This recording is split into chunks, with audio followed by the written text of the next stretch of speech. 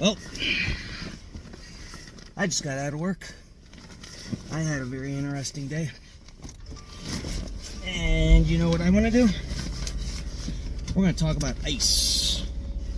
Not the kind that's out right now because it's snowing here in Northeast Ohio, but the other kind that's been making headlines as of recently because why not? Why not? It's 20 degrees outside. I can see my breath in my car when I go to exhale, so that's always fun, even though it's really not. But ice, I don't get it. I just don't. This whole thing is out of control. For lack of a better way of putting it, it is just out of control. So ice, for those of you who don't know, and you know, as I say in all my videos, if I say something and it doesn't make sense, if I'm wrong, put it in the comments and let me know. Let's be adults about this, all right? Otherwise, if I do happen to say something that makes even the slightest bit of sense and you agree with me, feel free to share the video, number one, or leave a comment, leave a like, and tell me I did a good job. I've actually had a couple videos recently that I've uploaded that apparently you all liked them because I got like a thumbs up. I got 100% on like one or two of my other videos. So thank you for that. So again, share the video if you want to share it, or don't, or whatever. But so ice, getting on point here, is responsible for the capture and or removal of illegal immigrants here in the United States of America. Okay? An illegal immigrant is exactly what it sounds like. It's a person, man, woman, boy, girl, old, young, whatever. It doesn't matter where you're coming from, but it matters that you are coming into the United States of America illegally. Otherwise, we wouldn't be calling you an illegal immigrant. You are migrating, moving from one location to another, and you're choosing to come to America. So, on the one hand, it's like, we thank you for your patronage. We thank you for your business of staying here within the Four Seasons America, if you will. But at the same time, you're doing it illegally because you're not bothering to go through the citizenship process, if I can speak today. You're just coming in and you're working for usually what appears to be brief periods of time, more than likely getting paid under the table, and then you turn around, you take your money back with you to your family, and that's the end of it. Now, I understand that makes sense. That's fine. I get it. You're short on money, and you're obviously not making a whole lot of it in the country that you reside in, so it makes sense for you to come here because there's a reasonably good chance that there's going to be somebody who's going to ignore all safety protocol and all legalization, whatever, that they have no problems paying you under the table to do the same job that a citizen does for potentially less money. Because you're not going to care enough to know the difference that you're getting paid less, or even if you do care, that's still probably more money than what you are making in your home country. So, again, there's a relatively logical explanation for why these people want to come to America in the first place. Because it's pretty easy for them to get a job somewhere. There's how many places that don't mind paying you under the table in cash? Because again, they can do it. It's pretty easy. They don't have to fill out all the paperwork to give you a job in the first place. And the second reason is because it's pretty easy to get in here. Because obviously we are, as a landmass known as the United States, we are directly connected to Canada and Mexico. It's not like there's a large body of water between us that makes it that hard for you guys to get here. So all you got to do is walk or run across the border, which, to my knowledge, the Mexico border is not one solid piece of fence by any stretch of the imagination, and it's not very well patrolled unless it is, and I'm just not paying attention. So again, say something in the comments if you think I'm wrong. But it's pretty easy for them to get in the country, and once they get in, it's pretty easy for them to find a job. So in a way, oops, we kind of did that to ourselves as an American society. Now, again, I don't like that this happens, because it says a lot about us as a country. Obviously, it says that we don't care to do our due diligence to pay you the right way through the legal channels, paperwork and all that jazz. So there's some restaurant owner, there's some factory, meat processing, whatever, plant owner that just doesn't care. So shame on you. And then that also lends its hand to our government as far as saying, what are you doing? How is it that after how many years of us saying we don't like this, it's still happening? We're still allowing these people to enter into our country. So again, this is why we have ICE. ICE comes in, and their job is to find these people, and then they should have, in all honesty, they should have due process. The Constitution says you don't have to be a United States citizen as long as you are on the landmass of the United States of America.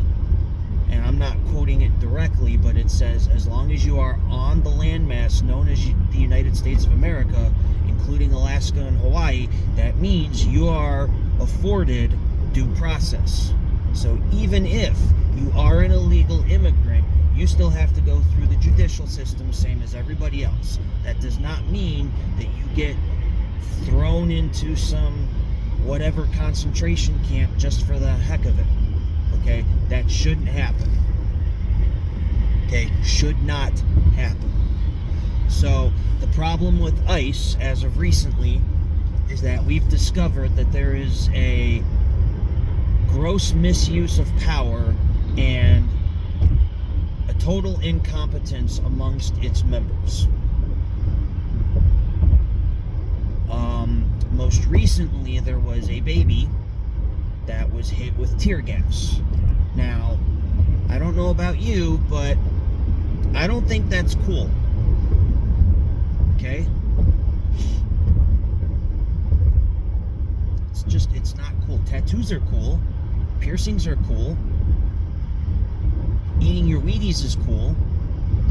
But not tear gassing a baby.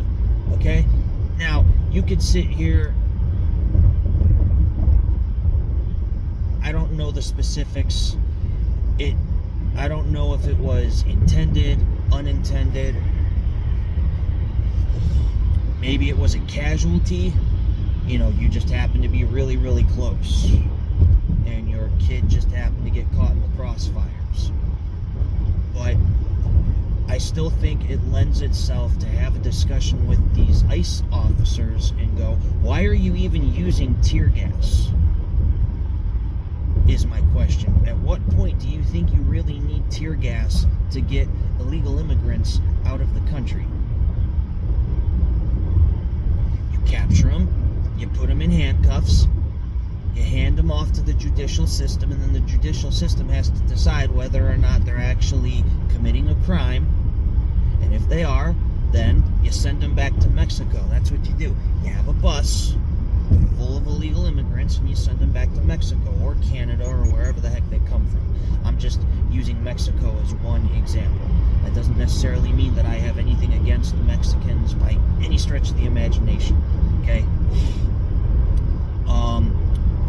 And then the The other one, where I also made a YouTube video about this, is Renee Good. Okay?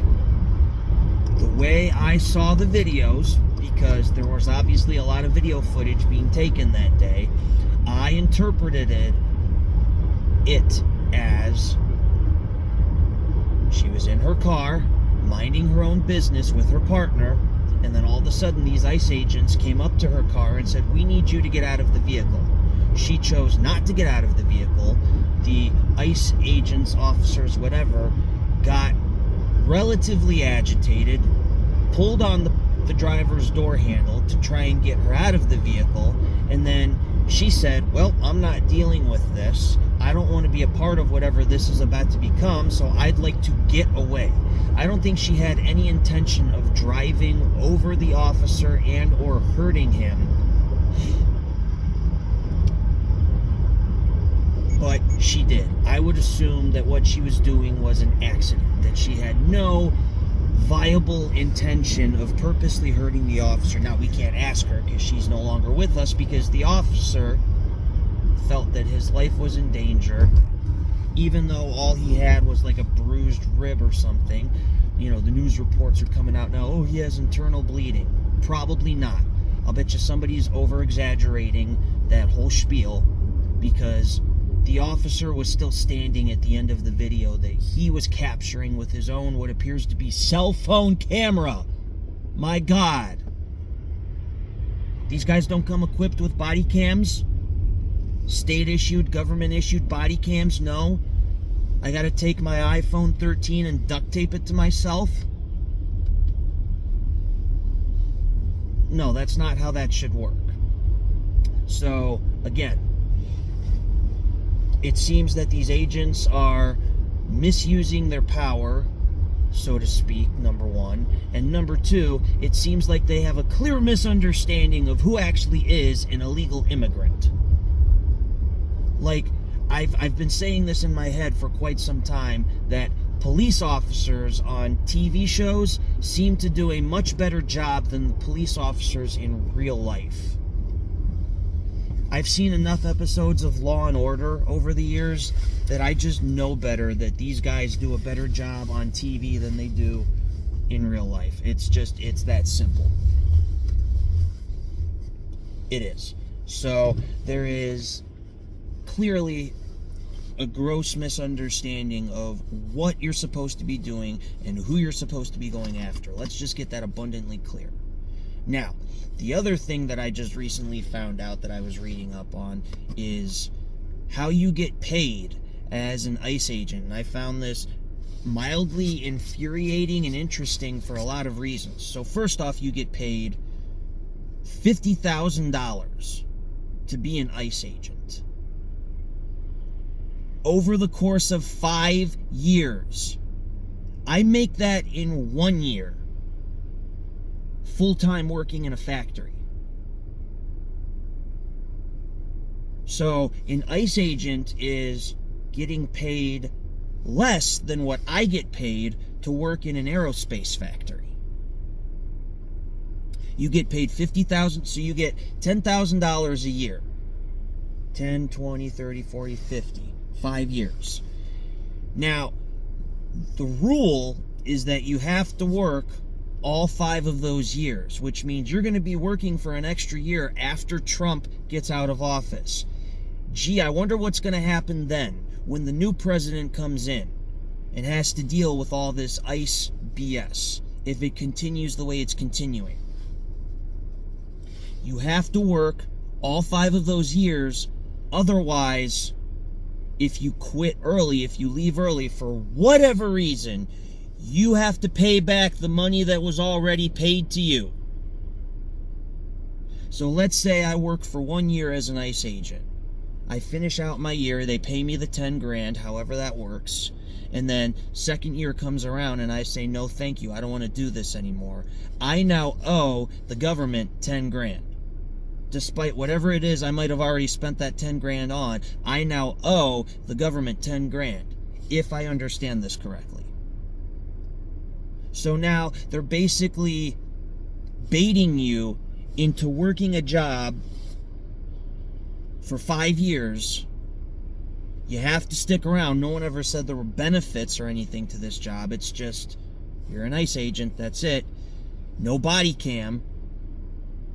So you're risking your own personal cell phone, and you're not even doing the job correctly. I wouldn't want to do that. That's like the worst job offer ever. I'd much rather be the guy that climbs to the top of radio towers twice a year to change the light bulb.